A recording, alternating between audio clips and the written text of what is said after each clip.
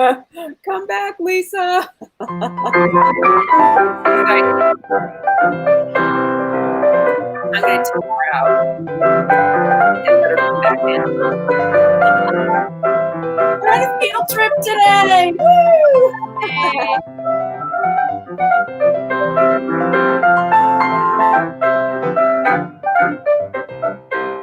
Hi, we haven't seen you in ages. I know. I've been a little busy. Just a little bit. Just a wee bit, as we say. It's been a little nuts. Oh, here she comes. Is Lisa coming? Yeah, I see her trying to show up. There she is. Where'd she go? Where'd she go? There she is. Yay. Oh my God. You disappeared.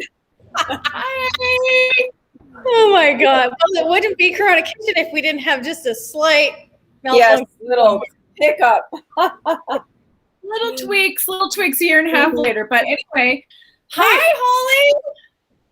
Long time no see on Corona Kitchen. How are you? Well, good news. I got my hair cut.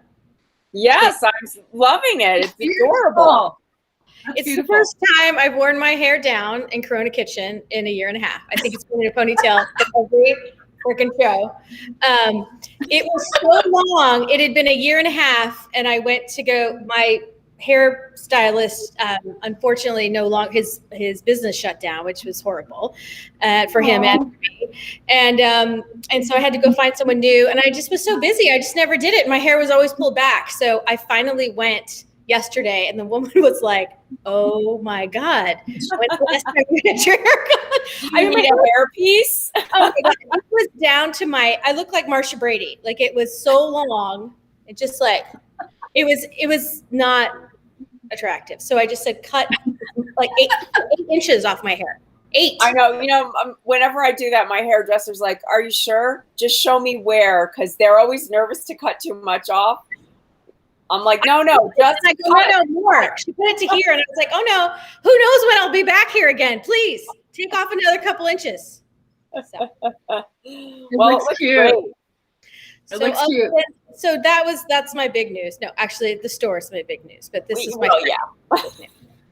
So you're opening, for those of you watching who don't know this, Holly, who owns Hollies Homegrown, is opening up a brand new retail space in Lafayette, California. Also has an online shop, hollieshomegrown.com. And so anyway, you were going to give us a little tour of like what's going on. What are you going to have in the store? What's happening? What's it like to start a store? Don't do it.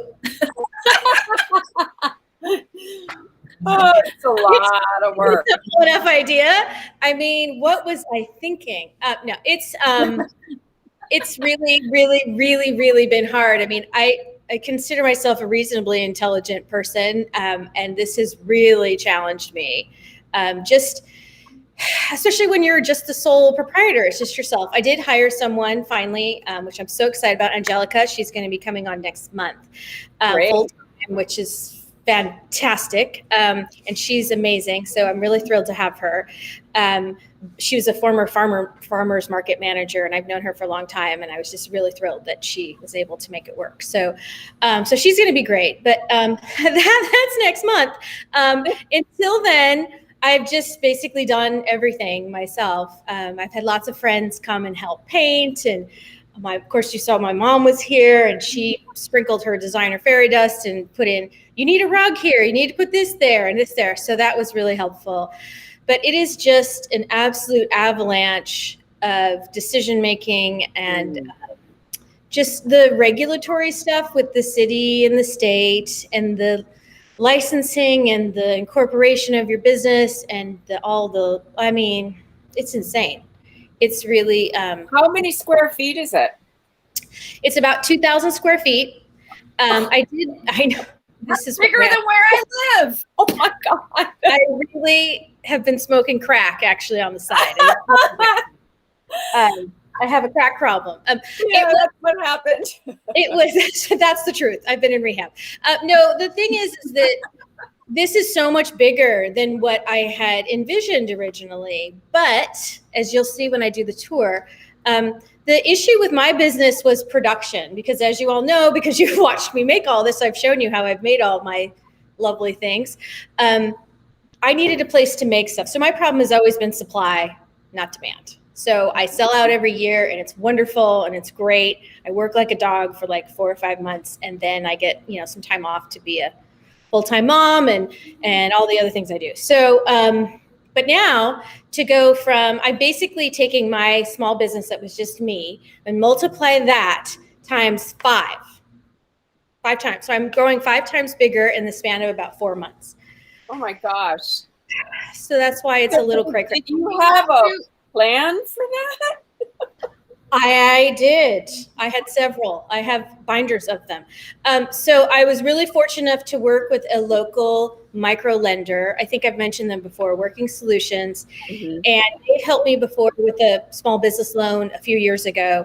And they, just in order to get the loan, you have to present projections and, for up to 5 years for your business. You have to have your P&L, your cash flow, your business plan, your marketing plan, all of it. So I had to, I was going to do that anyway, but to do it for a lender is a far more detailed process. So I would encourage anybody, if you want to start a business, even if you're not borrowing money, which you're going to need to, just PS. But anyway, but if for some reason your dead uncle dies that you didn't know about and left you millions of dollars, you're going to need to borrow money from somebody. And it's really a great exercise because I thought I knew my business. It clarifies your thought. Yeah, I mean, I really, I've had this business for almost 8 years, and I really felt like I know everything, and I really keep track of my stuff pretty closely already. But boy, doing this plan, I was like, oh, I didn't think of that, and oh, I didn't think of that, and then I have to add that. Well, when you think about it, you're also expanding the products. Like you're bringing other people's stuff in, and you're having to curate it, and then there's like the retail side of sales and the timing, and there's so much. I mean, so much.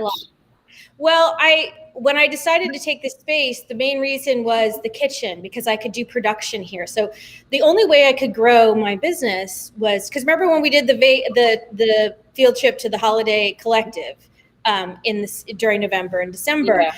That was just next door to here, and that's how I found this place. So what I realized was that, the retail market was a lot stronger for my products than I thought it was on even double the scale that I used to have. So I was like, well, maybe I could do this, but I said, I can't make enough. I mean, I was working 20 hours a day, 7 days a week to make enough, all of it. And I couldn't keep enough on the tables there. So after, 6 weeks of that, of not sleeping, my husband was like, yeah, maybe that's not a great strategy. That's not a good business plan. We haven't seen you. We don't even remember who you are. I was like, I'm just like the ghost that used to just come in with rattling glasses, jars, clank, clank, clank, clank. Was mom home? Clank, clank, clank. So I was like, okay, so if I've always wanted to grow the business, but the production was the big bottleneck, because I do everything by hand, because I grow everything myself. So I've expanded that now. I have other growers growing for me that are all within about 150-mile radius. And I'm also selling other people's, things, farm things. Like I have, this is one of my favorite things. I'm doing this whole dry goods section. So I'm doing heirloom beans, these gorgeous lentils. I have 3 colors of lentils, pink, yellow, and green. Nice. And so we'll be doing salts and olive oils that go with them. So when you make them, you don't have to think. You just put it in the pot. You add the water. When they're done, you drizzle on the herbed olive oil. It's going to be delicious. I got some balsamic vinegar. That's my one non-American item. It's from Modena in Italy, which it just has to be. I'm sorry. This is the way it goes. You got to get it from there. So, so that's my one that's my exception. But it's the best. So you got to have the good stuff. But and hopefully you'll have some Corona Kitchen cookbooks in a corner. Yeah, we're gonna have a Corona Kitchen signing party. Maybe when Lisa out here, Debriana, you can come out here in September, October, and I want to do a big party for us once the cookbooks are done. That'd be fun. Yeah. So it's been an adventure. And you're doing wine. Okay. Oh, and by the way, just because that was enough. Liquor license. Are you making it? God, no. Okay. So at least I managed to draw the line there. So I don't know how many of you know, but our father, Lisa, and my father, Louis Lucas, is a very, pioneering wine grape grower from California, and he has a winery and vineyards in the San Ynez Valley in Santa Barbara County, down south. Mm-hmm. So, of course, when I called my dad and I said, "Hey, I have this opportunity in this, talking shop with him because I helped him open up our tasting rooms years ago." And so he's a great business person to talk things through. So I called him. And of course, the first thing he said was, "Well, are you going to sell some wine?" And he's like, "Well, you got a place, you should sell wine." And I was like, "Oh, well, I hadn't thought about that, but that's actually a great idea." So part of the store, even though it's a retail store, part of the store is sectioned off for wine tasting. So fun. We'll be serving a lot of my dad's wines and a couple local wines and some other. I'm just going to mix it up. You're going to retool Dad's wine with your own Hollies Homegrown labels, right? I have one. So I have two of his wines right now that I have under brands that I'm doing. And then in the spring, I'm going to be launching a whole Hollies Homegrown line with blends and things that the winemaker and I, Megan McGrath, have been working on. So that stuff's not ready because, of course, the grapes are still on the vine and they're not harvested yet and they're not in the bottle. So that just takes time. And the wine business is even slower than my business. And so we're just, I really want to make sure the right thoughts going into those. I've wanted to have my own wine labels for years. So this way we'll do it right and they'll be coming out in the spring. Cool. That's exciting. It's something. Okay, it's something. Take us around. Let's see. Let me get off my duff here. Okay. So okay, you've sat down long enough, Missy. Get up and take us around. Let's get up. Get up and well, get that's off your duff. The front door is behind. Where's my finger? There it is. The front door is behind me. Okay. So you walk in, right? So tell people who aren't from California where this is. Lafayette is in the East Bay of San Francisco. I'm going to have to correct you. So if you're from Louisiana, it's Lafayette, Louisiana. If you're from California, it's Lafayette. Oh, okay. Whoops. Okay. I was corrected when I first moved here. Madrid. We have our little occasions. I got corrected. So this is everybody has their thing. Okay. So, but it's in the Bay Area of California in Northern California. What's described as the East Bay, which is the Oakland, Berkeley side, the sunny side. And we're just over the Oakland Hills. So where I am about less than 4 miles from Walnut Creek and about 6 or 7 miles from Oakland. So we're sort of in the middle, right over the hills. So if you're in the area, come visit. Okay, so that's coming in the front door. So the wine section, if I do this right, is behind me. So it's the green area, and these are these gorgeous photographs that my friend, nobody wants to see my big old head. These are these gorgeous photographs that my friend Anne, who's a local artist, took in my garden. So those are actually my roses. Oh my God. That's so great. They're for sale. Super talented. She even took one of my little goats right here. It's super cute. It's hard to do this on my laptop. But so this is the wine section. So we can seat. You're going to sit down on some stools. Yeah, and we have a little banco. I'm going to try not to make anybody dizzy here. There's a banco area here. So I see it. Yeah. Wow. Right? And then this is the bar area. And these are my fabulous new glasses. They so I splurged. I called my dad and I was like, he's like, presentation's everything, Holly. And I'm like, okay. So that means I need the expensive ones. But I am a wine glass snob. I admit that. It's a problem. Half of my house is filled with wine glasses. So I was really struggling. This is the glass I chose. It's actually so pretty. Crystal. Beautiful. Instead of lead, it's made with titanium. So watch this. Oh, I have some titanium. Yeah. Yeah, they're wonderful. That's a good sound. And they don't break easily. Cool. So they're much stronger. And also it's less contamination on site while they're making them because they're not using lead for the people that work in the factory. So that's good. But they're also gorgeous, which is even better. Yeah, they really are. The challenge with serving white and red in the same glass, which I never do, and my friends will tell you, I like literally go and change out wine glasses because it just makes me upset. This has this great wide bottom, and it's a really modern shape. So it can handle a Cabernet, so you can really actually smell it, and it can release a scent. But then it also has this nice narrow top, which when you're having a rosé or your Sauvignon Blanc, or I'm going to have Malvasia Bianca, which is my favorite Italian white variety, it still feels right. Like it still feels like it's in the right glass. So that's this took me 3 weeks to make this decision. Yeah. Okay. Texting us all a lot. Which one? We're like, oh my God, just pick one. So, but I literally have made a million choices, but this to me was something, you're asking people to pay by the glass in our area. Average good wine per glass is between $12 and $18. Oh, wow. And so, yeah, I really felt like I wanted people to feel like, they could experience the wine properly and that it was in the right glass. And because I'm asking them to pay quite a bit. It's important. It is. And then the little tasters for the tastings, you get 3 of these little cuties. Aw. Are those titanium too? Those are not, but the price point is a lot better. So you can knock those down as much as you want. You can't break the other. Titanium's expensive. They are, but they're really beautiful. I didn't even know that. I'm learning something right now. I got them as a wedding gift from a friend of mine who was a wine purveyor, and that's the only reason I know about them. And even though they're hard to break, I did. I broke one. Sure. And then I was going to replace it, and I'm like, oh, these are really expensive. And hence, most of my wine glasses are stemless. Yeah, I think, again, when I just made the decision for something like this where you really are. Oh, that's so different. Yeah. For fine wines, I thought, so you'll have a really nice experience here when you're trying your wine. So it'll be done properly. Yay. So that was one decision. These are the rest of the decisions. So this is here. So we'll start with. That's the kitchen, right? That's where you're making everything. So this is all my new honeys. I used to sell honey in 2 containers. Now I have 1, 2, 3, 4, 5, 6. So wow.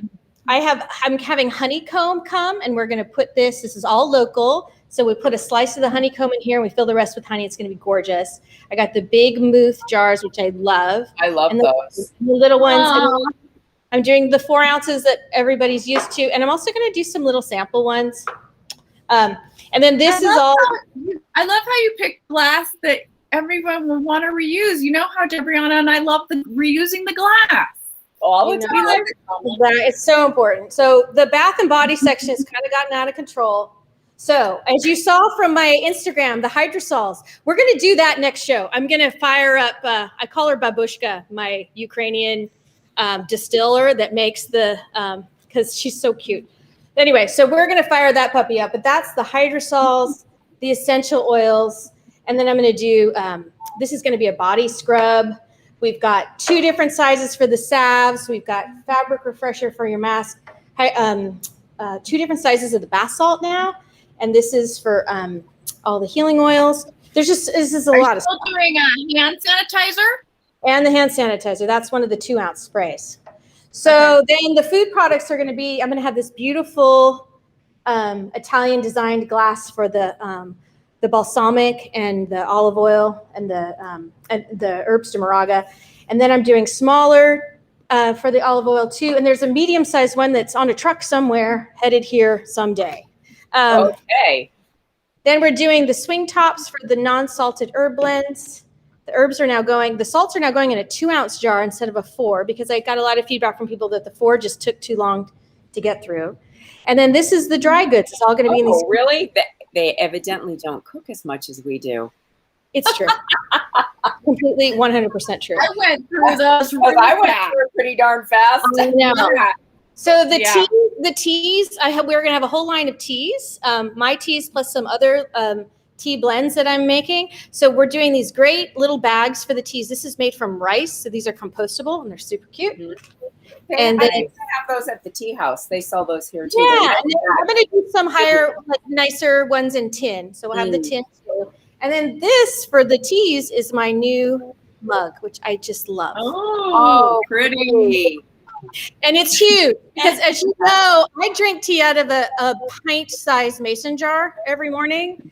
And I realize not everybody drinks that much tea, but this is almost 17 ounces. So that's over 2 cups. So for those of you measuring, and I know you will, so it's a nice cup of tea. So it's not like a little, I hate it when you go get a tiny one, you pay a lot of money. That's funny. I'm a big tea drinker, but I do it in a smallish cup because I like it hot. Well, glass actually will keep the heat pretty well. So, and also a lot of my teas are going to be herbal. So it's important. Herbal shouldn't be over 190. Yep, you're right. So behind me is the production area, and those cute little tiles are actually noticing them. They're Portuguese tiles that have been photographed and put on vinyl, so they're safe for the kitchen, so you can wipe them down. And nice. They look like tile. They're okay. Okay, so that's so cool. That. I know. I think that's one of my favorite things. It's like one of the cheapest things I did, but it's one of my favorites. So then we're gonna swing around. So this is that's my shelving that's somewhere on a truck that should come here someday, that tape. But this is where the honeys are gonna go in here, this round shelf here. All the honeys will be there because they love the sun. Honey loves the sun. Don't put your honey in the refrigerator. It can handle full sun actually, so it actually prefers it. So we're gonna put the honeys there. This is my favorite little new brand that could you see the sun coming through? Yeah. So this is Dalmatinka, which if you're not Croatian, it means girl from the Dalmatian coast, which is the coastline of Croatia. So Lisa and I are Dalmatinkas. And so this is my first wine that we did. And this is the Dalmatinka Label. That is so cool. Oh, that's darling. Great. That is great. My friend Julia did the painting. It's a beautiful little watercolor she did. So I decided to have an entire brand. So we're going to do, there's a marinara, there's dried pasta, all the Adriatic favorites. There's capers.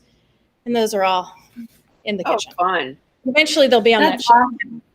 So this is where all this blue tape is my imaginary shelving.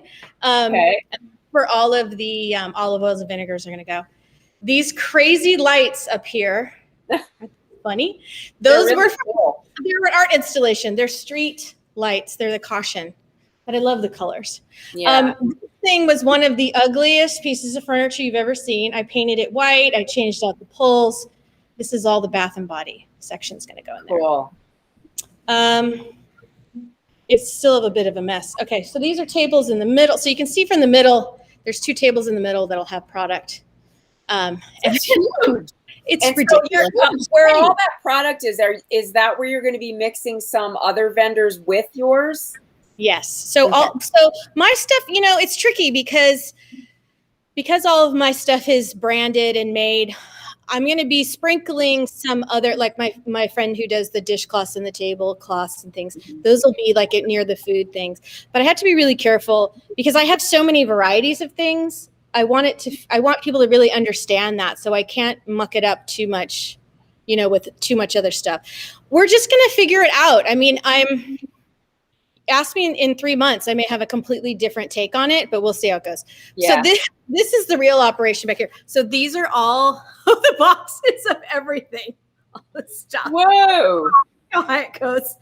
So those are all the jars and the glass. And if any of you tried to buy glass in the last, year, you'll know there's literally a global supply chain problem. So it's been a real challenge. So good luck for anybody doing that. This is my office behind me. I made it look like my shed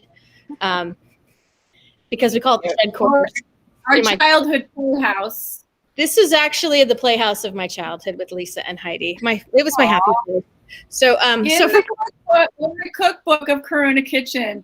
I tell a story about the Playhouse. Yeah, it's a great story. It's all true, and I did that. I think that was like my favorite. Those are my favorite childhood memories, besides being with my grandparents. So this was why I got the place, this kitchen. This all came with it. The refrigerators, the dishwasher. What was it? What was that location? It was a juice bar and a coffee house. So they had juice and coffee. So all this stuff came with it. But they built this all out. So everything was brand new. Wow. The sinks, literally everything. And did they lose it because of COVID? They did. And it was a chain, and it was venture capital money, and they just walked away. So it wasn't, part of me felt bad because I was like, this was a lot of money. I don't feel bad now. But so don't. And I don't feel bad. I think they overspent. I would have never spent this much on here. And that's the thing about venture capital. When you get it, you have to spend it. Back in my previous life when I used to do those types of things. So this is all of the olive oil, the rice. These are all the beans. Look at these cool yellow lentils. These are from a farm here in Northern California. Can you see them? They're literally yellow. No, it's like, now they are. Yeah. No, wow. So it's golden. I didn't even know.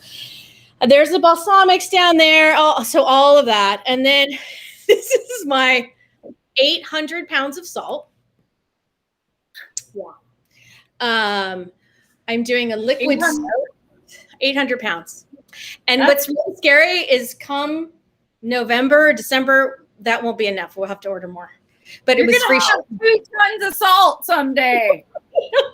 Well, last year I think was at 500 or 600, but the most I've ever sold in a year I think was 800. So, but we'll do probably 2 tons in a year. Great! Wow, that's awesome. So this is I'm doing some liquid soap. So again, this is a local soap base. I got these gorgeous soaps. This woman in Santa Cruz, she hand makes these soaps. What else? I mean, there's my water heater. So now is that part of what your assistant will do, is help you package all that stuff? So her title is Director of Operations. So she's got a big title. We have big titles around here. Makes us feel important. And CEO. Yeah, exactly. CEO. I'm president. And secretary and treasurer and janitor. But anyway, so her job is going to be to help.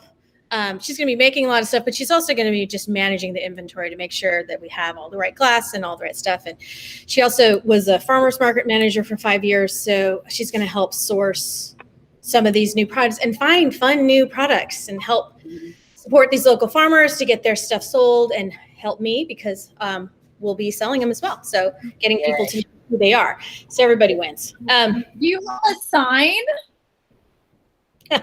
That's funny. You should ask that. The city of Lafayette is reviewing my sign, which I paid them $175 for the privilege of doing so.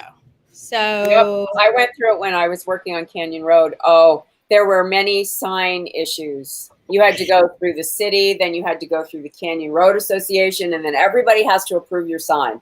Yeah. The good news is they all like it, and it's all has all the right, follows the criteria. It just takes a long time for everybody to review it. So it's in the final stages of that.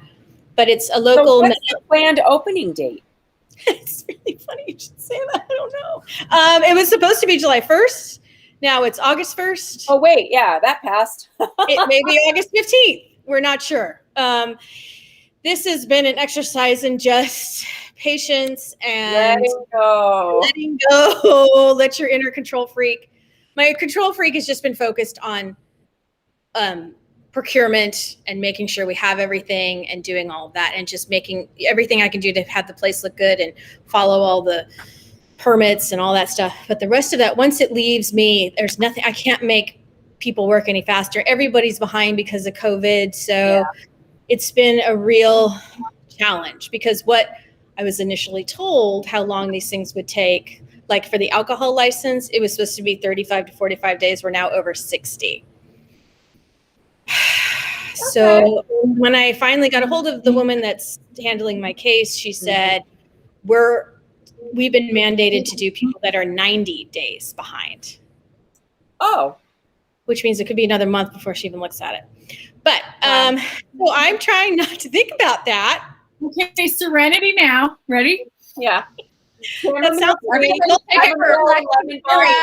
Holly, take a collective deep breath for Holly. Okay, it's all gonna work out. We can relate because we've had to go through the same thing with the cookbook. We get a lot of people going, "What the hell? I bought the book. Where is it?" You know, and it's hard because ours got pushed again to November.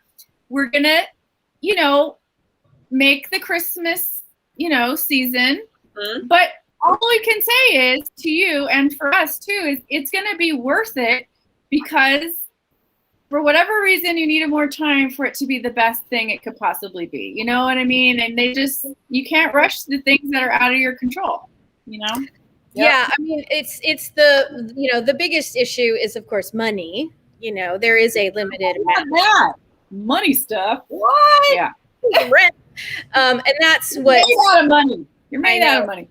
I did hire a bookkeeper for the first time, Nikki, who's fantastic. She literally lives around the corner, and I love her. She's great. Oh, that's great. My last conversation with her, I literally had chest pains. I was like, did I eat something? I had heartburn. I go, what did I eat? And then I was like, no, I had my usual greens and eggs and I thought, oh my God, I'm literally having chest pains. I'm like, I'm gonna go walk around the block. I'll be right back. So I took a little walk around the block and I was like, okay, it's gonna be okay.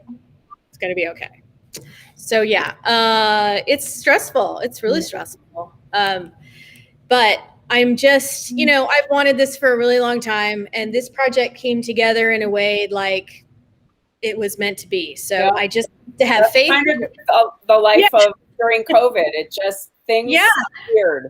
It all clicked. I mean, I'm just in awe of you in general. I'm so proud of you, and I just have to say, you're incredible. You're one of my heroes, and look what you're doing. And not everybody can do this kind of thing. To do these kind of projects at this depth and scope on your own, one woman band is truly really unbelievable, admirable, and incredible.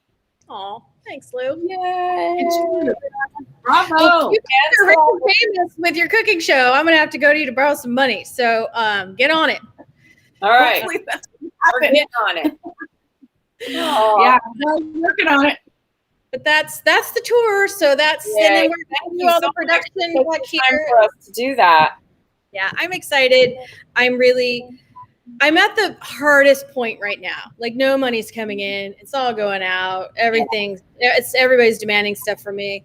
But in about a month, when we're really starting to crank, and then come October, November, I'll be like, oh my God, remember 3 months ago when I was having chest pains? And then I'll be like, I don't have chest pains anymore.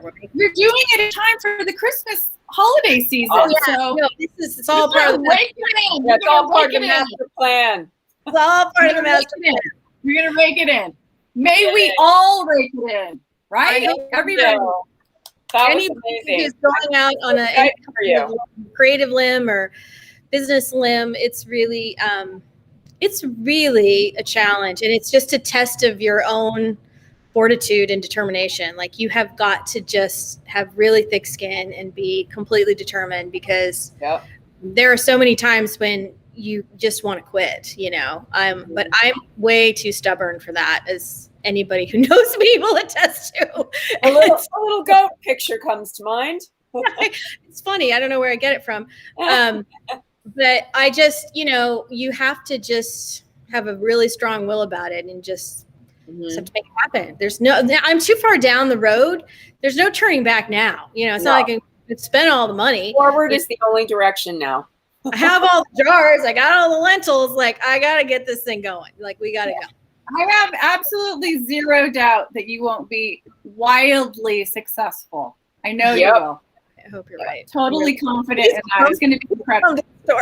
I'm going to be literally dragging people off the street in here if I have to. I will. I'll do it. Well, we're sending people, hopefully. No, you Yes, guys, go I really appreciate it. It's gonna be good. It will be good. I just have to get through the next few weeks, and then you see. So you've seen this. It'll be up and running. Yeah, when it's in its rough state, but it will literally transform, and it won't be. It's going to be a really wonderful place. It's going to be. I'm excited for you. Yeah. I'm so excited. I can't wait to go see you very soon and check it out for myself. And then someday when we can have a book party there, that will be fantastic. Yeah. I know. Invite everybody from the show. We'll invite everybody from the show to see. I know. We'll have to cook when you're here, Lisa. We'll do a Corona kitchen in my kitchen. Yahoo! Yeah. Maybe we'll do Friday. Fun. Yeah. Yeah, that'll be fun. All right, ladies.